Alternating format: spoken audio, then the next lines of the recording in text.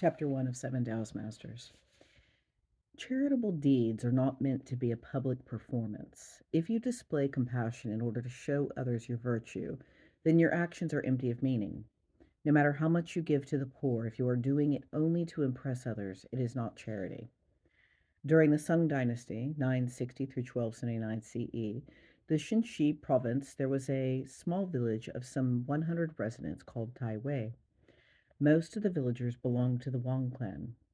In this clan was a widow about 40 years old.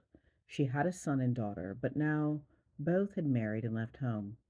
This woman had a kindly and maternal nature and would treat all the children in the village as her own. She gave them food and gifts and would comfort them if they were hurt. All the children knew that if they needed help, they would call on her. Her kindness was so well known that the villagers called her Mother Wang. Mother Wang was also quite wealthy and deeply religious. She invited Buddhist and Taoist monks to her home for vegetarian dinners, gave sizable donations to the monasteries, and chanted the sutras regularly. Even beggars and orphans from neighboring villages would come to her for help. One winter, it was unusually cold, and snow fell in thick drifts on the ground, and the wind blew hard. The streets were deserted, the entire village seemed desolate. One cold, dark evening, two beggars arrived at the home of Mother Wang, asking for food and shelter. When Mother Wang saw them, she said, "You are young and strong. Why are you begging? Why can't you find an honest trade instead of living off the charity of others? If you expect help from me, you must be out of your minds." Scarcely had she finished talking to the beggars when a Buddhist and a Taoist monk arrived, asking for rice and vegetables. Immediately, Mother Wang sent a servant to fill the begging bowls of the monks with food. When the monks had left, the two beggars asked Mr. Wang, "Kind lady, why is it that you gave food to the monks and not to us?" Mother Wang replied, "I gladly attend to the needs of the monks because although I give them a bowl of rice and vegetables, in return they give me more. The Buddhist monk can chant for me so that no disasters befall me. The Taoist monk can teach me methods of prolonging life. But you? What can I get in return for helping you?" The beggars said, "If your compassion and charity are sincere, you will give without expecting anything in return. If you expect to get something out of what you give, then it is not true charity. All this time, your charitable deeds have been either a show for others to see or an investment in the hope of obtaining long life and prosperity." After saying these words, the beggars left. By now, night had fallen and the snow was falling more heavily. The two beggars reached the outskirts of the village where dwellings were sparse. They came to a house with a large black door and called loudly to the master of the house. After a while, footsteps were heard and the door opened. The beggars found themselves standing in front of a tall, bearded man about 40 years old.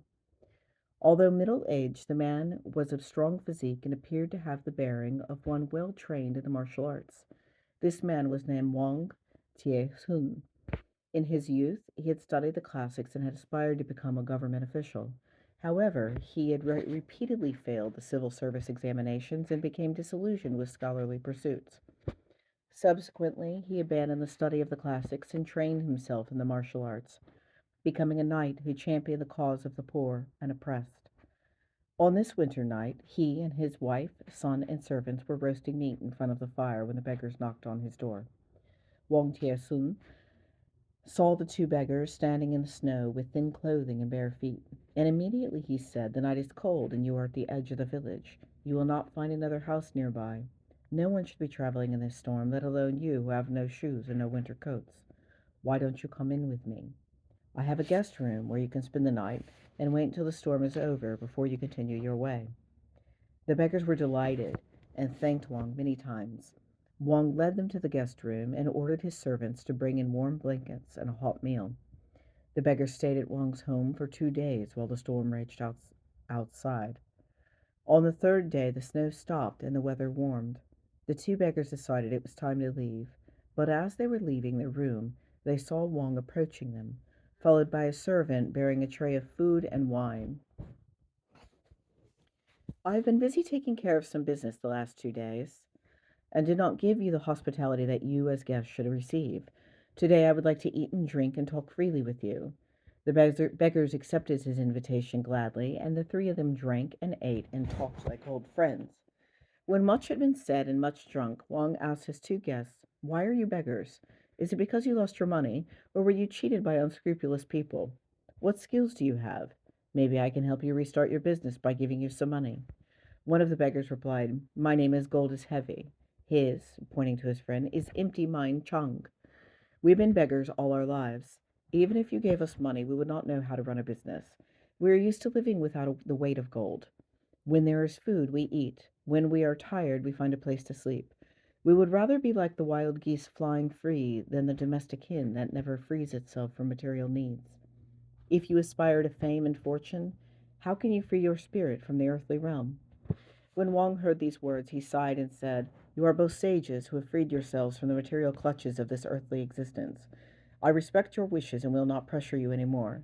But I envy you, for you are not attached to the world. The next day Wang saw the two beggars off and accompanied them to the edge of the village.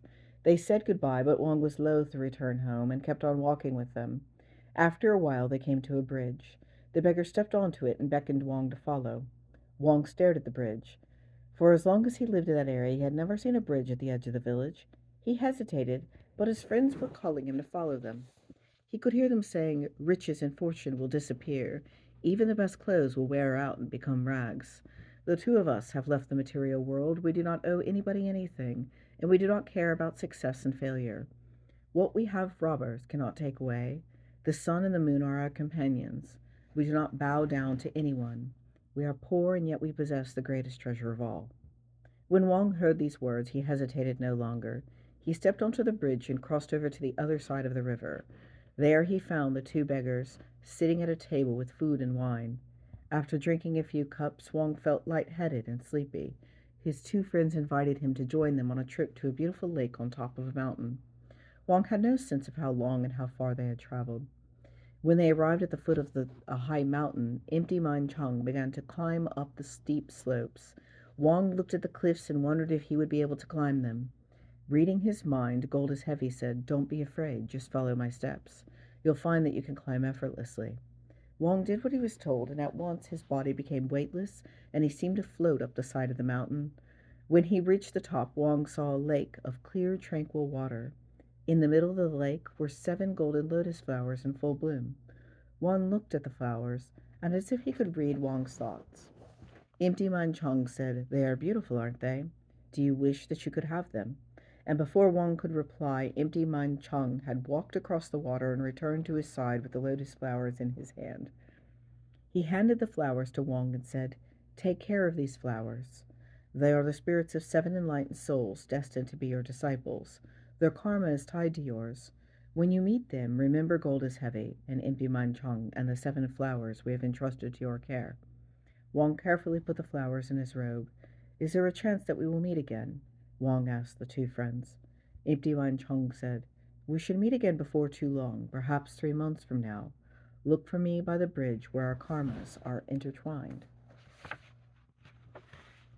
Wang bid farewell to his friends and started down the mountain. Suddenly his foot tripped over some undergrowth and he fell. Unable to stop his fall, he rolled over a cliff and totally lost consciousness.